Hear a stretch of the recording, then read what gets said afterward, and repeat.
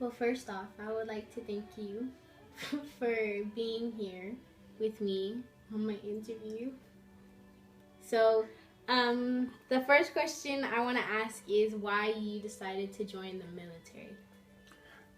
Because at the time that I was old enough to go in the military, I couldn't find a job, and the only options that we had was the military, college, or tech school, and I couldn't afford to go to either one. So, did you think that you would actually enjoy being in the military? The longer I was in, the more I enjoyed it. I didn't like it too much at the beginning, but after I'd been in for had re-enlisted, then I liked it better, and it got better and better. How many years were you in the Air Force? 26. What were you doing each? What was your job in the I was a military personnel specialist.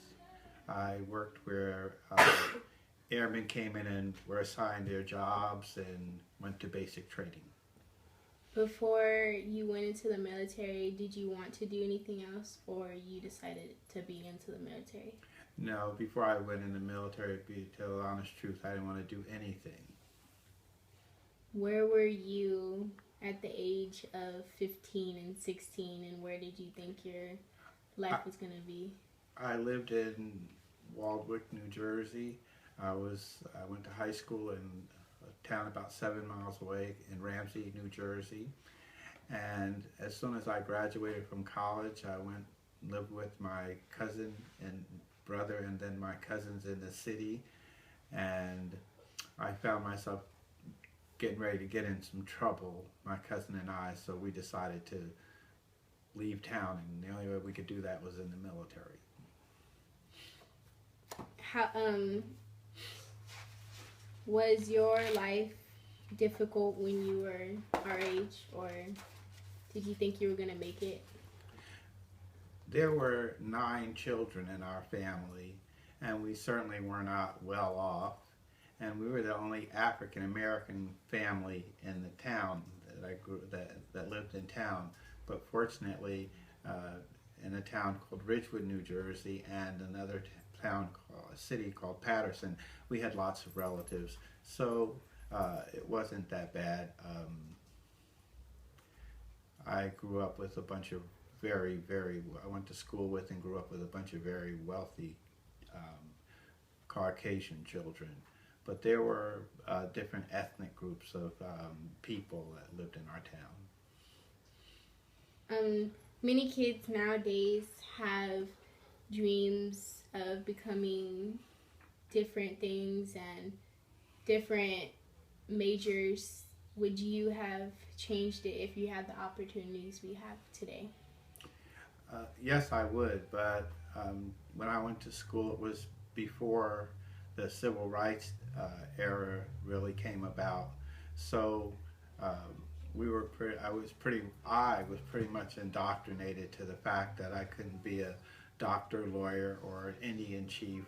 So I felt my opportunities were restricted. I had allowed that to happen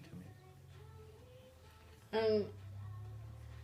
After you went into the military, what did you do after that?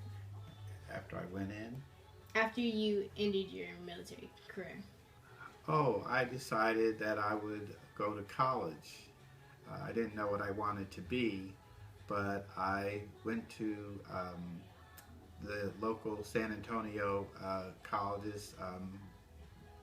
I went to SAC, then Palo Alto, and then about that time also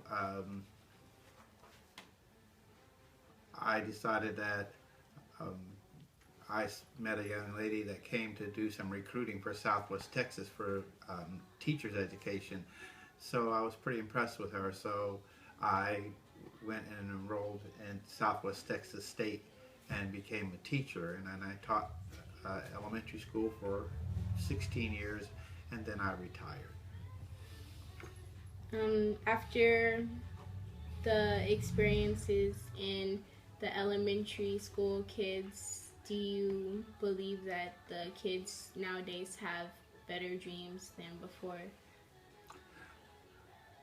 I think that the kids today have better opportunities, but I think they dream a lot less.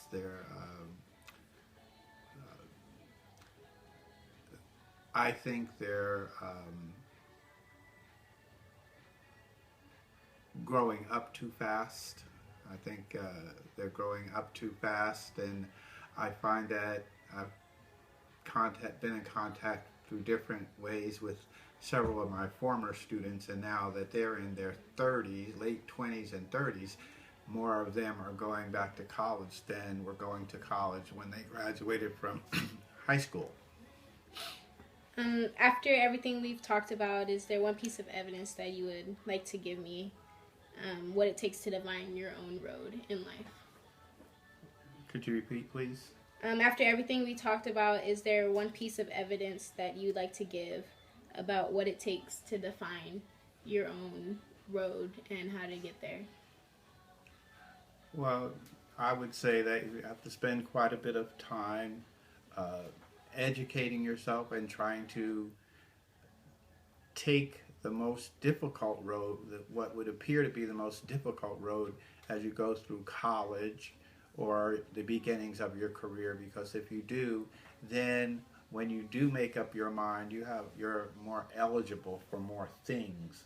In other words, if you're going to school and you take all the math classes and all the science classes, and then you decide you want to be a bus driver, you can be a bus driver. But if you take all of the lower level school classes and then later on that you decide that, well, this isn't for me, I want to go to college, it's much more difficult. And you have to plan early, starting when you're in elementary school. What do you want? A child should be able to say in 5th grade, what do you want to be, and be able to answer that question and with some idea. Too often the answer is, I don't know. Well, if you don't know today, the probability is that you're not going to know tomorrow, and by the time you decide on something, you're way behind the power curve, so you would have to spend too much time catching up and redoing things. What do you think, how do you think it will last for certain kids to go through school and actually, what's the probability of kids graduating from college and getting their career that they wanted?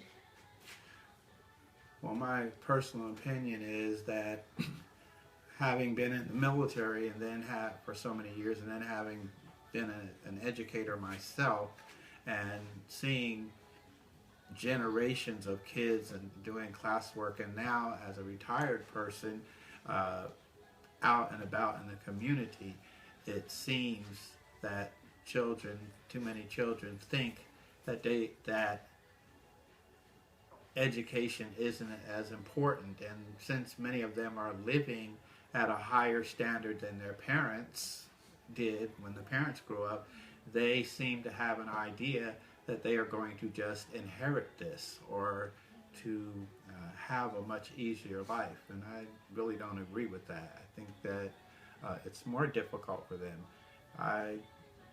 One of the things that bothers me is that all through my years in high school, I had 3 or 4 years of high school, all through my years of elementary and high school, I had a lot of homework to do. But today's children have no homework, and it's almost as if the education system thinks that you learn your lessons and learn your skills in the classroom, when in fact you learn them at home and through practice. And practice for school is homework, because you don't have time to practice in the classroom. Thank you for doing my interview for me. Well, thank you. I enjoyed it.